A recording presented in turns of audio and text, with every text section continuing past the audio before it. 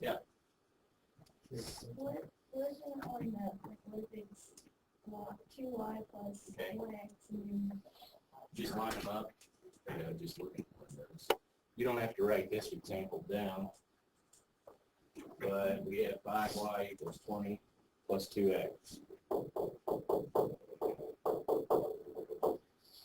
In the other equation, 2x plus 4y equals 7. So which one is in the right order? The second one. You don't have to do anything to that one. So on this one, what would we need to do to make it be in the right order? Subtract the 2x over. We need to subtract this 2x over, and that's what I would do. Anytime they're not in the right order, just make them work that way.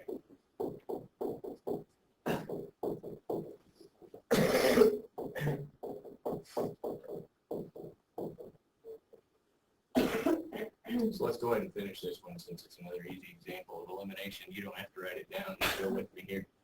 So what operation? These are obviously the same already. What operation would we need to do to eliminate those x's? Add or subtract? Add.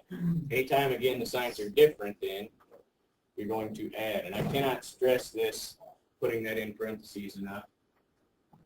The other math teachers and I were debating yesterday on which way we should teach this, whether you should get the signs to always be different so you could always add, or whether, like the first example, it was okay just to tell you to subtract that. I feel like it's better to do this way. But you really need to put this in parentheses and mind your sign out front, especially if it's subtraction. Anyway, so negative 2 plus 2, that's going to cancel.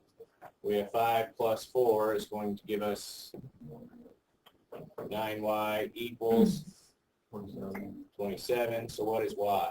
3. So y equals 3. And then you're going to plug that into either one of the originals. Plug it in right there. 2x plus 4 times 3 equals 7. So what is x?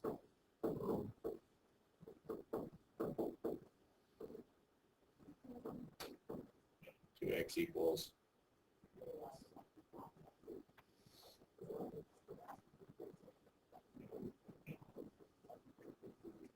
I make a mistake there.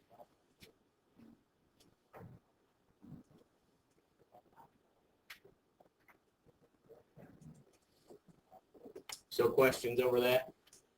Again, that was another pretty easy and good question on that. If they're not in the right order, just put them in the right order.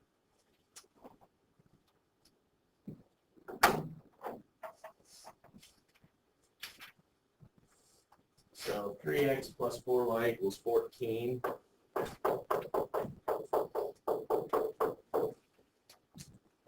And 5x plus 2y equals 45.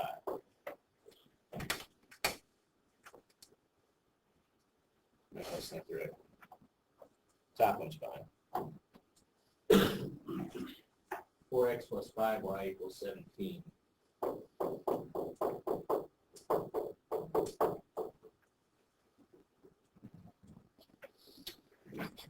So it already said it, but what's the problem here? What? None of them are the same right off the bat. So you have to pick which one of those you want to eliminate, because you've got to get either your x's or your y's to be the same. Okay? So if we are going to eliminate the x's here, so we have to get our 3 and our 4 to be the same. You have to figure out what's the smallest thing they both go into. Well, so we want to transform this 3 into a 12. What would we need to multiply by? 4. So you put the whole thing in parentheses. You put a 4 out front. You're basically going to distribute a 4 into all of them. What? Either way. Put a 4 on both sides if you want to. Everything has to be multiplied times 4.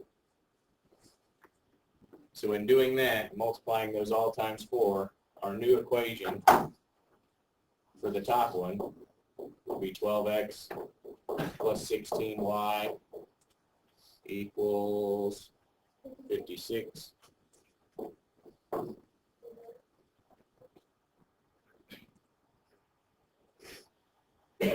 So then what would we need to multiply that second equation by to get that x to be 12? So we have to multiply that one times 3.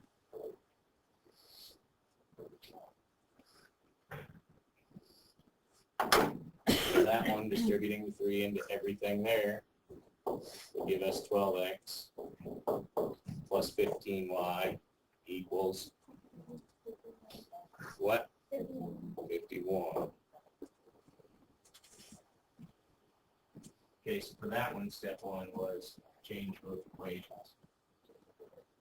So to eliminate our 12 x's there, would we add them or subtract them? Subtract, because they're both the same sign. This is where, again, it is very vitally important that you put that in parentheses and you put a subtraction sign out front. I can promise you there will be some of you that will not do that. You will screw up the problem and want me to come and tell you where you messed up. Okay? You need to watch every one of your signs and make sure you are doing every one of them correctly.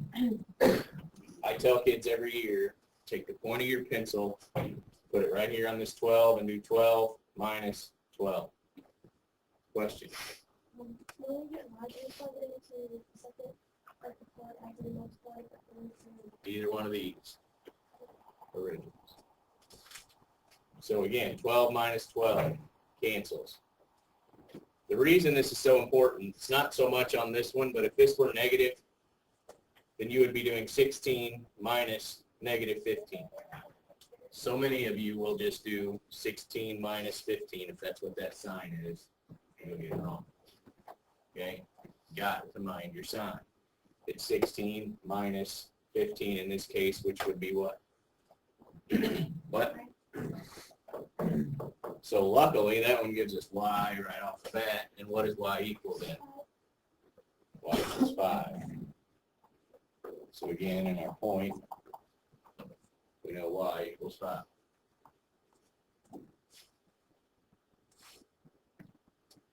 So her question was, where do we plug in that? To one of these or one of those? Always plug into an original equation, one of the original problems. So if you plug that into the top equation, 3x plus 4 times 5 equals 14.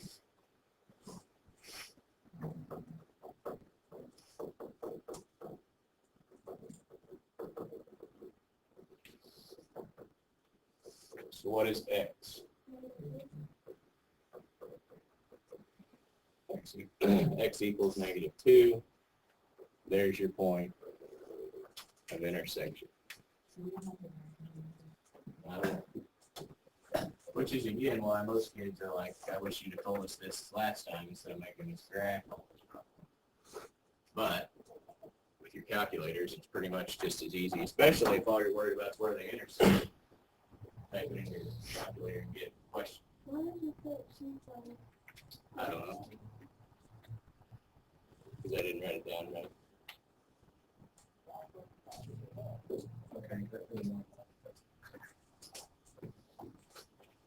Better? Yeah.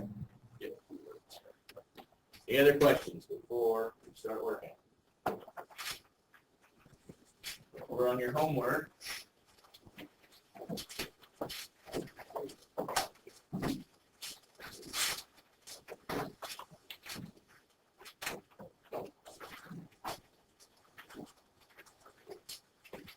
Two 12 through 23 all.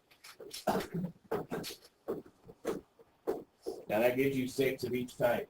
First 6 are substitution, second 6 are elimination. And then over on the next page, 28 through 36 even.